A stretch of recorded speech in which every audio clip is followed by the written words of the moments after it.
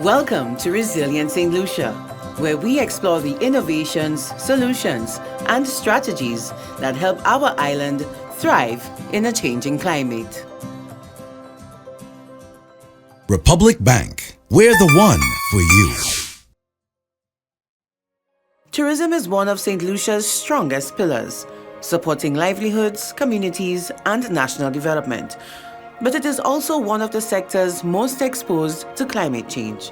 From stronger storms and coastal erosion to water scarcity and rising temperatures, climate impacts are reshaping how tourism operates across our island. In this episode of Resilient Saint Lucia, we explore how the tourism sector is adapting through resilient infrastructure, smarter use of natural resources, and stronger partnerships with communities to protect both our economy and our environment. A tale of two award-winning hotels, known for being climate champions. One is set against the tropical landscape in the scenic west of St. Lucia, with the envied iconic Peters as its backdrop. The other is on a beach in the north of the island, known as the Tourism Belt. Bay Gardens Resort is a Green Globe certified hotel. We were the first in St. Lucia to get Green Globe Gold certification because we were able to continuously improve for 5 years consecutively. Jade Mountain jealously guards its LEED certification, having secured gold in Leadership in Energy and Environmental Design program. LEED is a globally recognized rating system for sustainable building practices.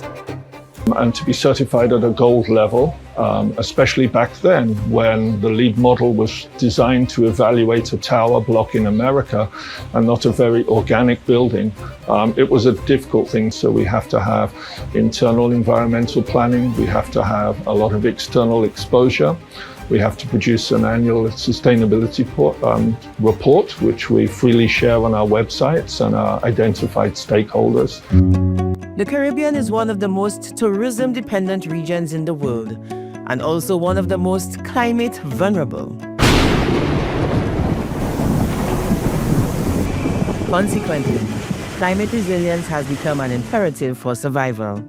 Resilience in tourism is the ability to bounce back. So resilience under any circumstances is how prepared are you for the impacts you're likely to have to be able to recover quickly from those impacts and continue to sustain your business.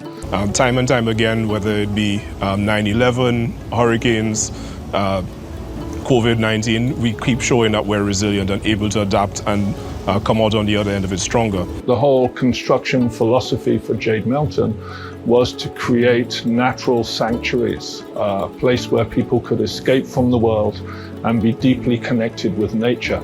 Carl Hunter is the engineering and projects manager at Jade Mountain and Anchasney Hotel and Spa. He has experienced firsthand one of the major effects of climate change. We have seen the last 18 years in St. Lucia an incrementally higher temperature. So we expect this to be a trend to continue. Strangely, at Jade Mountain, there is no need to mechanically manage room temperature. We leverage the natural trade winds to provide thermal cooling. So we do not have air conditioning, which seems incredible. But because of our location and because of the prevailing breezes, and because we don't have a wall on one side of the room, we have these big open spaces where the air can move through and keep our guests comfortable.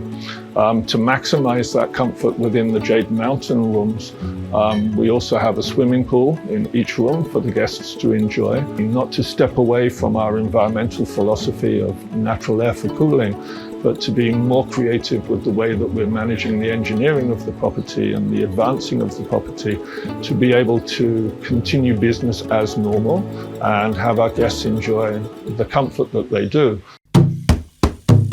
At Bay Gardens Resorts, its newest property, Sapphire Sands, is being built. It's designed to be as energy efficient as possible. Generally in the Caribbean, you see a lot of split units, AC units. We are going to be going with VRF units, which are much more energy efficient and should save about 30 to 40% on our energy cost for cooling, which of course would also save on our climate footprint. VRF stands for Variable Refrigerant Flow. Bay Gardens Resorts has also taken a decision to invest meaningfully in reducing its carbon footprint. We're at a point where in the Caribbean only 3% of our energy usage is generated by renewables. We need to do better, and I can't stress that enough, but we can't do it on our own. You've got hotels that are more than willing to make these investments and to become potentially self-sufficient if need be when regards to using alternative energy, solar in particular.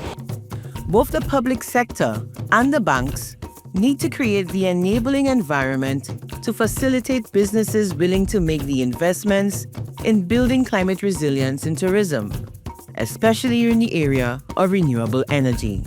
We need the enabling legislation to allow us best as possible. Obviously, you have the counter side where you have to make sure that our very reliable utility, Lucelec, is able to sustain itself as well. But there has to be a balance because obviously we can't continue to generate such a large percentage of our energy usage in the industry from fossil fuels.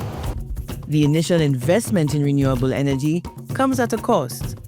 Some hotel properties are willing to make that commitment, but this requires the buy-in and leadership of both the public and the banking sectors. It's expensive. Is a kind of creative financing in place for it? That I do not know. I do think that there's been a lot of talk about it. There's a lot of NGO funding available for these kind of things.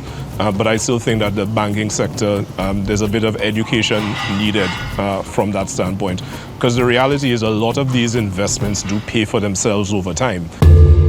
Recent hurricanes in Dominica and Jamaica have demonstrated the need for built property to withstand 150 miles per hour Category 5 hurricanes. Both Jade Mountain and Bay Gardens have been proactive.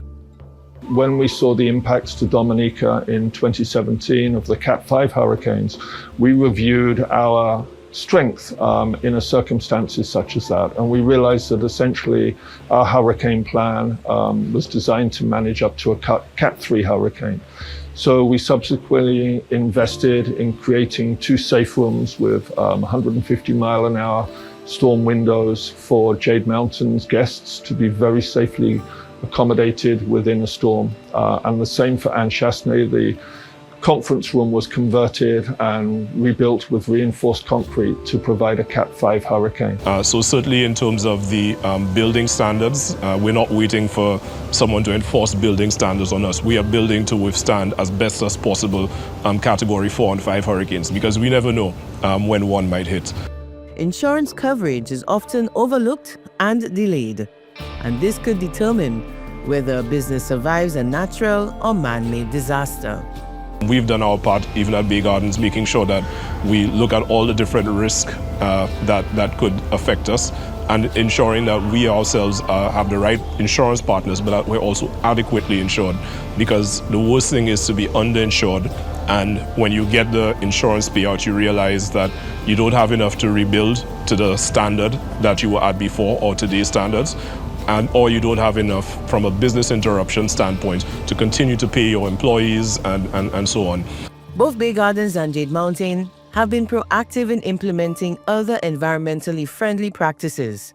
Among them, recycling. One of our lowest hanging fruits was removing single-use plastics from the guest environment and from our operation. We also used to provide 2.5 litre bottles of water to every guest room every day for their hydration needs. But we realized that that was 330 bottles every day that went to be landfilled. When we did a calculation at 23 grams per bottle, we realized that we were putting close to 3.5 tons of material into the ground just from the provision of water to our guests in Saint Lucia. Such a tiny act, but with a major impact. So we, again, with the incredible water that we produce, we established bottling. So we've now replaced all of our plastic with glass bottles that are reusable.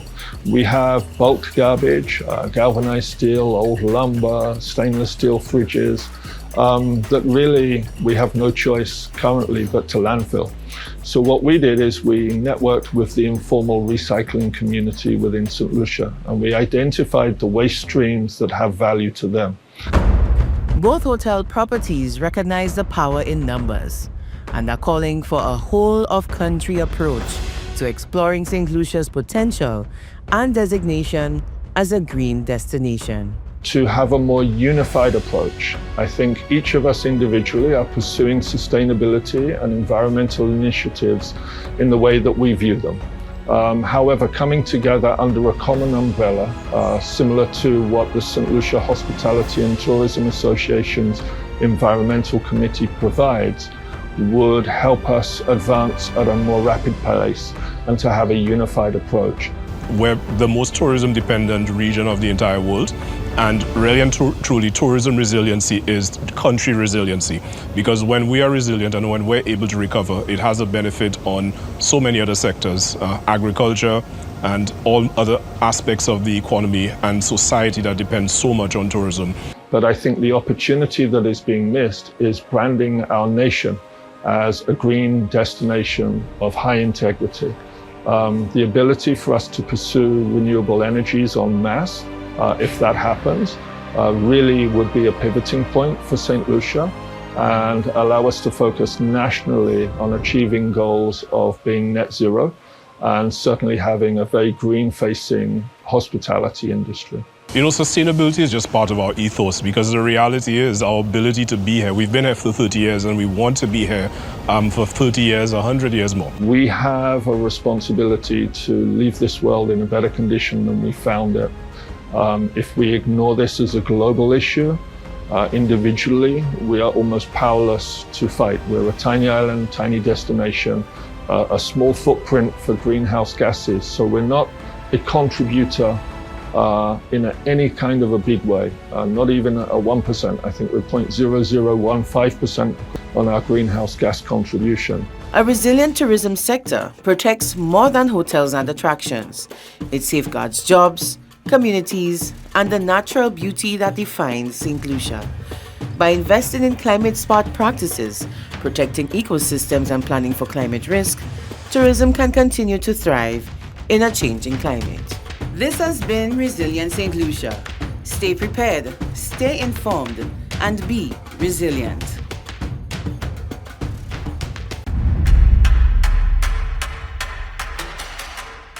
Republic Bank. We're the one for you.